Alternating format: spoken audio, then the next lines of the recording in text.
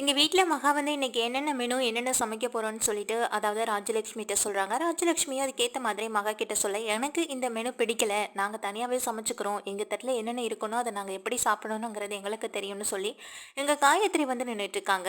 அப்போ எங்க ராஜலட்சுமி சொல்றாங்க, ஒரே வீட்ல 2 அடுப்பு எரியக்கூடாதுன்னு உனக்கு தெரியாதா காயத்ரி? இப்ப இந்த வீட்ல இருந்துகிட்டே இன்னொரு சமையல் சமைக்கணும்னு நீ எதுக்கு ஆசைப்படுற? இந்த குடும்பத்தை 2ஆ பிரிக்கணும்னு நினைக்கிறியா? முதல்ல அந்த மாதிரி என்ன இருந்தா அதை தூக்கி போடு. இந்த வீட்ல யாருக்கு என்ன பிடிக்குமோ அது எல்லாத்தையுமே மகாவே செஞ்சு தரேன்னு சொல்லும் பொழுது, நீ எதுக்கு தனியா சமைக்கணும்னு சொல்ற? உனக்கு என்ன பிடிக்குமோ அது அவகிட்ட சொல்லு. அவ என்ன சமைக்க மாட்டேன்னு நான் சொல்றா? எல்லாருக்கும் பிடிச்சதை தானே சமைச்சு தரேன்னு சொல்லிட்டு இருக்கா. அவ விருப்பப்பட்டு தானே செய்றா. யாரும் கேட்டு இல்லைன்னு சொன்னது இல்லையே. அதனால உனக்கு என்ன வேணும்னாலும் அவகிட்ட கேளுன்னு சொல்லிட்டு போயிடுறாங்க. இதனால எங்க காயத்ரி செம்ம டென்ஷன்ல இருந்துட்டு இருக்காங்க. அப்பதான் எங்க அனாமிகா வந்து ரூம்ல இருக்க காயத்ரியை போய் பாக்குறாங்க. என்னத்த என்னாச்சுன்னு சொல்ல, பாத்தியில இந்த வீட்ல எனக்கு எப்படிப்பட்ட மரியாதை கிடைக்குதுன்னு நீயே பாத்தில அனாமிகா.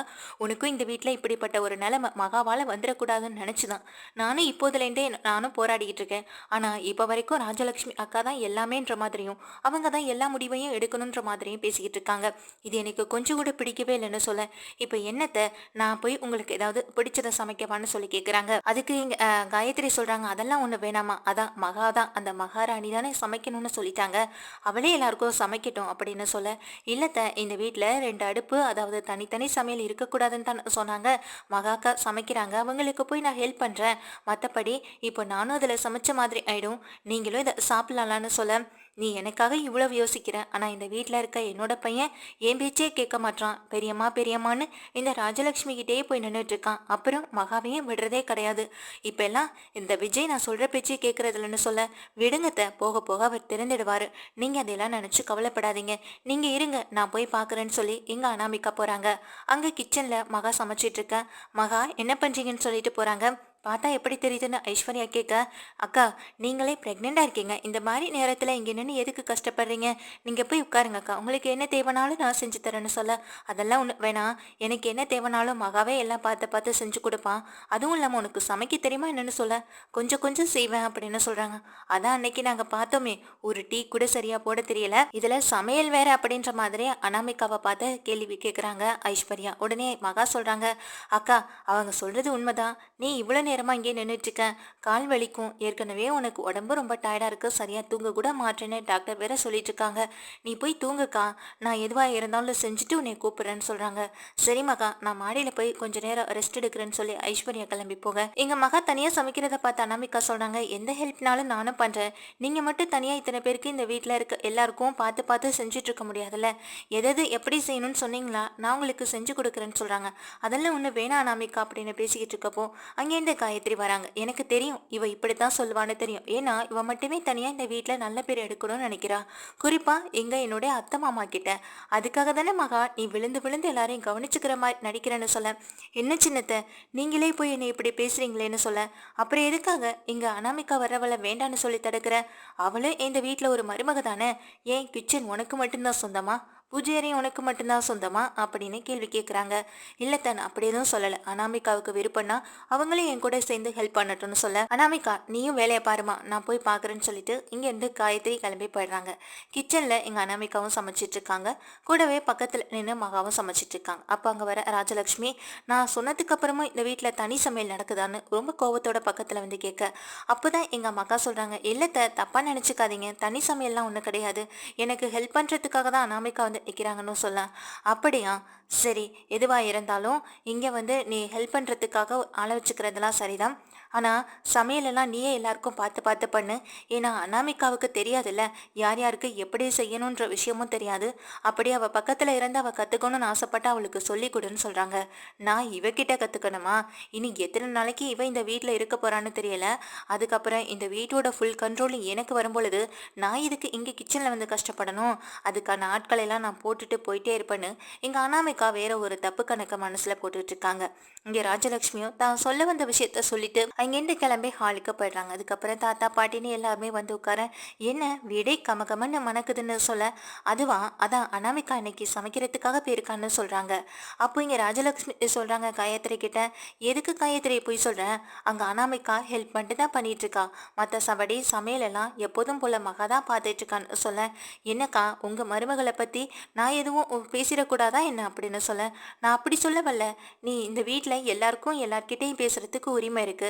ஆனா நீ அதோட எல்லையை மீறி பேசிக்கிட்டு இருக்க அப்படின்னு சொல்லி இங்க 2 பேருக்கும் திரும்பவும் வாக்குவாதம் பிரச்சனை ஏற்பட ஆரம்பிக்குது. இதை பார்த்த பாட்டி, ஏற்கனவே உங்க 2 பேரையும் தனியா கூப்பிட்டு சில விஷயங்களை நான் உங்ககிட்ட சொல்லிட்டேன். உங்களை பார்த்து உங்க மருமக பிள்ளைங்களும் இந்த மாதிரியான பழக்க வழக்கங்களை கத்துக்க கூடாது. நீங்க அடிச்சுக்கிட்டீங்கன்னா அவங்களும் அதே மாதிரி தான் நினைப்பாங்க. நம்மளும் இதே போல இருக்கலான்ற ஒரு எண்ணமும் அவங்களுக்குள்ள வரும். குடும்பம் பிரியறதுக்கு முக்கிய காரணமா நீங்க போடுற சண்டையே இருந்துடக்கூடாதுன்னு சொல்லிட்டு இருக்காங்க. அப்போதாங்க சித்ரா தேவி இருந்துட்டு இருக்காங்க. சித்ரா தேவி ஏற்கனவே செம்ம டென்ஷன்ல இருந்துட்டு இருக்காங்க. இங்க ஐஸ்வர்யா மேல சின்ன சின்ன வேலைகளை கூட அவ பார்க்க மாட்றா. மொத்த வேலையை நம்ம தலையில கட்டி விடுறாளேன்னு அந்த ஒரு குழப்பத்திலையும் பதட்டத்திலையும் அவங்க அந்த வருத்தத்திலே இருந்துகிட்டு இருக்காங்க. அப்போ இந்த பிரச்சனைகள் போயிட்டு இருக்கேன். இல்லத்த அது வந்துன்னு எங்க காயத்ரி சொல்ல வர, போதும் நிறுத்துமா காயத்ரி. இந்த வீட்டில் சித்ரா தேவி தான் ஆரம்பத்தில் பல பிரச்சனைகளை பண்ணிட்டு இருந்தா. இப்போ நீயும் அதே போல பண்ண ஆரம்பிச்சிட்ட. இப்படியே எல்லாரும் ஒரு ஒரு பிரச்சனையை பண்ணி இந்த குடும்பத்தையே ஒன்றும் இல்லாமல் பண்ணிடுங்க. அதுக்கப்புறம் இந்த வீட்டில் நானும் இவரும் மட்டுமே தனியாகவே இருந்துக்கிறோன்னு சொல்ல, நீங்கள் எதுக்கு தனியாக இருக்கணும், அதான் நானும் கௌதமும் இருக்கோம்ல சித்ரா தேவி சொல்ல, இதை பார்த்து எங்கள் ராஜலக்ஷ்மி முறைக்கிறாங்க. அப்போ தான் எங்கள் மகா சொல்கிறாங்க, சமையல் எல்லாமே ஓரளவு ரெடி ஆயிடுச்சுன்னு சொல்ல, சரி மகா, எல்லாத்தையும் முடிச்சதுக்கு பிறகு டைனிங் ஹாலில் கொண்டு வச்சுட்டு எல்லாரையும் கூப்பிடு, முடியலன்னா சொல்லு, நானும் உனக்கு ஹெல்ப் பண்ணுறேன்னு சொல்கிறாங்க. உடனே அனாமிகாவை பார்த்து சொல்கிறாங்க எங்கள் காயத்ரியும், அனாமிகா நீயும் இவ்வளோ நேரம் கிச்சனில் நின்றுட்டு இருந்திருக்க, சரி வா போகலாம் அப்படின்னு சொல்கிறாங்க. இருங்கத்த, இன்னும் ஒரே ஒரு டிஷ் நானும் எனக்காக நானாக பண்ணியிருக்கேன், அது எப்படி வந்திருக்குன்னு பார்த்துட்டு அதை முடிச்சதுக்கப்புறம் வரத்தன்னு சொல்ல, சரி அனாமிகான்னு சொல்லி அங்கே காயத்ரி நின்றுட்டுருக்காங்க. மகா இங்கே பேசிட்டு போகிறதுக்குள்ளே அங்கே அந்த டெஸ்ட் பண்ணிகிட்டு இருந்த பொழுதே இங்கே என்ன ஆயிடுச்சுன்னா கையில் லேசான காயம் ஏற்பட்டுருது.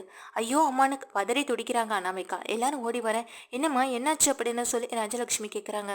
ஒன்றும் இல்லத்த, அதை லேசாக சுட்டுடுச்சு கையில் அப்படின்னு சொல்ல, எங்கே கையை காட்டு அப்படிங்கிறாங்க. அதுக்குள்ளே கையில் வந்து லேசான காயமும் ஏற்பட்டுருது. ஐயோ காயம் வந்துடுச்சே, சரி சரி வா உனக்கு ஆயில்மெண்ட் போட்டு விடுறேன்னு அனாமிகாவோட அதாவது அத்தை காயத்ரி கூப்பிடுறாங்க. உடனே எங்க மகா சொல்றாங்க, இந்த காயத்துக்கு உடனே உப்பு போட்டா கொஞ்சம் எரிவு கேட்கும், கொஞ்சம் சரியாகும் அப்படின்னு சொல்றாங்க. இதை கேட்ட எங்க காயத்ரி சொல்றாங்க, அதெல்லாம் நாங்க பாத்துக்கிறோம், நீ எதுக்கு தேவையில்லாம இந்த மாதிரியான விஷயங்களை தலையிடுற, அனாமிகாவுக்கு என்ன பண்ணணும் என்ன பண்ணக்கூடாதுன்னு எனக்கு தெரியும்னு எங்க காயத்ரி சொல்ல, பாட்டி சொல்றாங்க, மகா சொல்றதை கேளு காயத்ரி, இத்தனை வருஷமா நீயும் தான் கிச்சன்ல வேலை பார்த்துட்டு இருக்க, அப்போ உனக்கு கிச்சன்ல காயம் ஏற்படும் போதெல்லாம் முதல்ல உனக்கு முதலுதவி நீ என்ன செஞ்சுப்ப அப்படின்னு கேட்க, அப்படியே எதுவுமே பேசாம அமைதியா நின்றுட்டு இருக்காங்க எங்க காயத்ரி. அதுக்கு எங்க பாட்டி சொல்றாங்க, நீ என்ன பண்ணுவியோ அதை தான் எங்க மகாவும் சொல்றா, மகா சொன்னது மட்டும் உனக்கு தப்பா தெரியுதா அப்படின்ற மாதிரி பேசிட்டு நீ முதல்ல பண்ணி விடுமான்னு சொல்றாங்க. சரின்னு சொல்லிட்டு இப்போ அவங்க என்ன பண்றாங்கன்னா உப்பு மட்டும் எடுக்கிறாங்க. அந்த உப்பை எடுத்து இங்க காயம்பட்ட இடத்துல லேசா வச்சுட்டாலே போதும், அதுக்கப்புறம் அந்த எரிவும் வராது, பின்ன அந்த காயத்தால அதாவது அந்த சூடு பட்டதுனால ஏற்படுற கொப்பளமும் வராது, கொஞ்சம் ஒரு ரிலாக்ஸ் ஆன மாதிரி இருக்கும். பிறகு வேணா இதை நீங்க வாஷ் பண்ணிட்டு நீங்க ஆயில்மெண்ட் போட்டுக்கலான்னு அனாமிகா கிட்ட சொல்லிட்டு அவங்க கையை வந்துட்டு நீட்டுறாங்க. கையை பார்க்கும் பொழுது தான் தெரியுது எங்க மகாவுக்கு பேர் அதிர்ச்சியா இருக்கு. ஏன்னா இந்த கையில இருக்க அந்த வடுவும் அந்த தழும்பும் அவங்களுடைய கையில ஒரு அடையாளம் மாதிரியான ஒரு விஷயம் இருக்கு. அதை பார்த்த உடனே எங்க பேர் அதிர்ச்சியில நின்றுட்டு இருக்காங்க. என்ன மகா நின்றுட்டே இருக்க, போட்டு விடுன்னு ராஜலட்சுமி சொன்ன பிறகு அந்த அடையாளத்தை பார்த்துக்கிட்டே அவங்களும் அதுல வந்து மருந்தை போட்டு விட்டுட்டு இருக்காங்க. சரி வா அனாமிகான்னு சொல்லி காயத்ரியும் கூட்டிட்டு போங்க. இங்க அதை பார்த்து அதிர்ச்சியிலே நின்றுட்டு இருக்காங்க. என்ன மகா அப்படியே நின்றுட்டு இருக்க, எல்லாருக்கும் பசிக்குதுல்ல, சாப்பாடு எடுத்தாந்து வைன்னு சொல்ல இங்க மகாவும் எடுத்து வைக்கிறாங்க, ராஜலட்சுமியும் எடுத்து வைக்கிறாங்க. உள்ள போன அனாமிகா, சரிங்கத்த நானும் கொஞ்ச நேரம் ரெஸ்ட் எடுத்துட்டு வரேன்னு சொல்றாங்க. சரி அனாமிகா, நீ வேற கிச்சன்ல நின்று ரொம்ப டயர்டாயிட்ட, எல்லாம் என்னால தான், நான் மட்டும் போக வேண்டாம்னு சொல்லியிருந்தா நீயும் போயிருக்க போறதில்ல, இப்ப பாரு கையில லேசான காயமும் ஏற்பட்டுடுச்சு அப்படின்னு சொல்லி பேசிக்கிட்டு இருக்காங்க. அதெல்லாம் ஒன்றும் பிரச்சனை இல்லத்த, ஃபர்ஸ்ட் டைம் இந்த மாதிரி செய்கிறேன், அப்பப்போ காயம் ஏற்படத்தானே செய்யும், அதனால இதெல்லாம் எனக்கு ஒரு பெரிய பிரச்சனை இல்லத்த, பார்த்துக்கலாம் விடுங்க அப்படின்னு சொல்லிடுறாங்க. அங்க மகா சமைச்ச சாப்பாடு எல்லாருமே சாப்பிட்டுட்டு நல்லா இருக்குன்னு சொல்றாங்க. அதுக்கு பிறகு மகாவும் கிளம்பி வெளியில வராங்க. அதுக்கு பிறகு அங்க மகா சமைச்ச சாப்பாட்டை சாப்பிட்டுட்டு எல்லாருமே நல்லா இருக்கு சூப்பரா இருக்குன்னு வேற சொல்லிட்டு இருக்காங்க. ஆனா மகாவுக்கு தான் ஒரு யோசனைக்கு மேல யோசனையா இருந்துகிட்டே இருக்கு. அதே ஒரு யோசனையோட இங்க மேல மாடிக்கு போறாங்க ரூமுக்கு போய் உட்காந்து யோசிக்கிறாங்க. அனாமிகா கையில இருக்க அடையாளத்தை ஏற்கனவே நான் 2-3 தடவை பார்த்துருக்கேன். அப்போ இதெல்லாம் அனாமிகா தானா? விஜய் காதலிக்கிறதுக்கு முன்னாடியும் விஜய் காதலிச்சு வீட்டுக்குள்ள நுழையறதுக்கு முன்னாடியுமே அனாமிகாவோட கையில இருக்க இந்த தழும்பை நான் பார்த்துருக்கேன்னா அனாமிகாவுக்கும் இந்த குடும்பத்துக்கும் ஏதோ ஒரு சம்மந்தம் இருக்கா? ஏற்கனவே எங்க குடும்பத்தோட கோவிலுக்கு போன இடத்துலையும் இதே கையில உள்ள தழும்போட ஒரு ஆளை பார்த்தேன். அது அனாமிகா தானா? முகமுழிக்க போட்டு மூடி இருந்ததுனாலயோ அவங்க உடம்புல எல்லாம் மறைச்சிருந்ததுனாலயோ சரியா தெரியாம போயிருக்க கூடும். அப்போ அன்னைக்கு குலதெய்வ கோயிலுக்கு வந்திருந்ததும் இவங்க தானா? இப்படி பல விஷயங்கள் வந்து மனசுக்குள்ள ஓடிக்கிட்டே இருக்கு. விஜய் அனாமிகாவை சந்திக்கிறதுக்கு முன்னாடியே அனாமிகாவுக்கு விஜய் தெரியும். அதாவது விஜய் வந்து அந்த கவிதையை எழுதி அந்த புக்கில் வர்றதுக்கு முன்னாடியே இங்கே விஜய அனாமிகாவுக்கு நல்லா தெரியும்.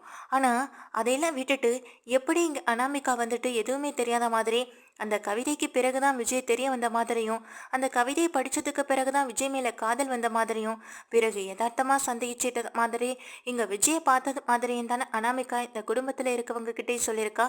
விஜயும் நம்ம கிட்ட அப்படித்தானே சொன்னாரு. ஆனா இங்க அனாமிகா கையில இருக்க காயங்களையும் அடையாளங்களையும் வச்சு பார்க்கும் பொழுது ஏற்கனவே அனாமிகாவுக்கு விஜயை தெரிஞ்சிருக்கணும். விஜயை ஃபாலோ பண்ணி தான் இந்த மாதிரி விஜயை வந்துட்டு தாம்பக்கம் இழுக்கிறதுக்காக சில பல வேலைகளையும் இங்க அனாமிகா பார்த்துருக்கணும். ஏன் எதுக்காக பண்ணியிருக்கா, எதனால பண்ணியிருப்பா என்னன்னு ஒண்ணுமே புரியலே நினைச்சு இங்க பல குழப்பங்கள்ல மகா இருக்க. எப்படியாவது இந்த விஷயத்த நம்ம கண்டுபிடிச்சே ஆகணும். அனாமிகாவுக்கு பின்னாடி ஏதோ ஒரு பெரிய சதி நடக்கணும். இல்லைன்னா அவங்களுக்கு பின்னாடி வேற யாரோ ஒருத்தவங்க அவங்கள செயல்படுத்திட்டு இருக்கணும். ரெண்டுல ஏதோ ஒரு விஷயம் இருக்கு. கண்டிப்பா எப்படின்னு கண்டுபிடிச்சாகணுமே. இந்த விஷயத்த அவர்கிட்ட சொல்லலாமா வேண்டாமான்னு இப்படி பல குழப்பங்கள்ல மகாவும் இருந்துகிட்டு இருக்காங்க. அதே நேரம் அங்க ரூம்ல இருக்க அனாமிகாவும் யோசிக்கிறாங்க. என்ன மகா, என்ன நினைச்சிட்டு இருக்க? இந்த வீட்டுல நீ தான் எல்லாம் நினைச்சிட்டு இருக்கல. எங்க விஜய எனக்கு இப்பதானே தெரியணும் இந்த வீட்டுல உள்ளவங்க எல்லாரும் நினைக்கிறீங்க. ஆனா விஜய எனக்கு பல வருஷத்துக்கு முன்னாடியிலேருந்தே தெரியும். விஜயை ஃபாலோ பண்ணுறதெல்லாம் எதுக்காக? எல்லாம் இந்த குடும்பத்தை பழி வாங்குறதுக்காகவும் இந்த சொத்தையெல்லாம் அபகரிக்கிறணும் அப்படின்றதுக்காகவும் தான். மொத்தத்தில் இந்த சொத்து என் கைக்கு வருதோ இல்லையோ அதை பற்றி நான் எதுக்கும் கவலைப்பட போகிறதில்ல. ஆனால் அதையும் தாண்டி இந்த குடும்பம் பிரியணும், ரெண்டாக பிரியணும், சண்டை வரணும், பிரச்சனைகள் பெருசாகணும். அதுக்கு இந்த வீட்டுக்கு வந்தால் தானே எல்லாம் நடக்கும். அதுக்காக தான் நான் விஜயை ஃபாலோ பண்ணேன், விஜயை காதலிக்கிற மாதிரி நடித்தேன், விஜய் வாயாலேயே ஏன் முன்னாடி வந்து காதலையும் சொல்ல வச்சேன். இப்படி எல்லா வேலைகளையும் பார்த்தேன். இப்போ விஜயும் அதையெல்லாம் நம்பிட்டு ஏன் பின்னாடி சுத்த ஆரம்பித்தான். கல்யாணம் வரைக்கும் வந்தது. எங்கே பிரபாவால் பிரச்சனை ஏற்படுமோன்னு பயந்து பிரபாவை வச்சும் ஒரு கேம் ஆடினேன். இப்போ அந்த கேம் நல்லபடியாக ஒர்க் அவுட் ஆகியும் போயிட்டுருக்கு. இடையில பிரபா வந்து இப்படி சிக்குவான்னு நானும் நினைக்கல. ஆனாலும் காயத்ரி அத்தைக்கு இப்படி உங்க மேல கோபம் வரும்னு எதிர்பார்க்கவும் இல்லை. இந்த வீட்டுல உனக்குன்னு ஒரே ஒரு சப்போர்ட்னா அது காயத்ரி அத்தை தான். இப்ப காயத்ரி அத்தையே உனக்கு எதிராக இருக்காங்க.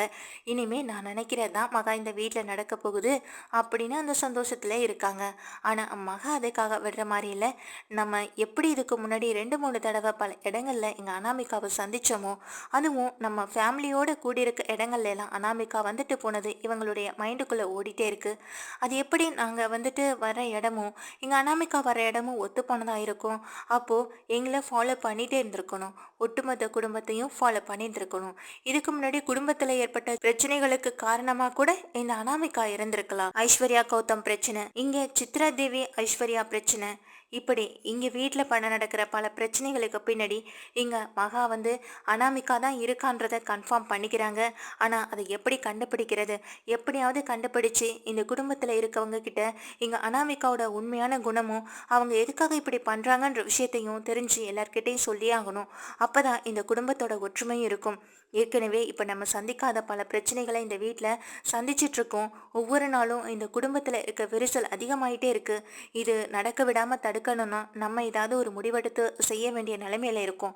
முதல்ல இந்த விஷயத்தை அவர்கிட்ட சொல்கிறதுக்கு முன்னாடி இங்கே ராஜலட்சுமி அத்தையும் காயத்ரி அத்தையும் பேச வைக்கிறதுக்கான முயற்சியை நம்ம கையில் எடுத்தால் மட்டும்தான் முடியும். இங்கே அனாமிகா யாருன்றது நமக்கு தெரிஞ்சு போச்சு. ஆனால் அனாமிகாவுக்கு பின்னாடி யார் யார் இருக்கான்ற விஷயத்த தெரிஞ்சுக்கணும்னா இங்கே அவளை வச்சே நம்ம காய் நகர்த்தனா தான் ஆகும்னு இங்கே மகா இன்னொரு கணக்கு போட்டுட்டு இருக்காங்க. கண்டிப்பாக இதில் மகா தான் ஜெயிக்க போகிறாங்க. மகாவுக்கு உறுதுணையாக இங்கே சூர்யா தான் இருக்கவும் போகிறாங்க.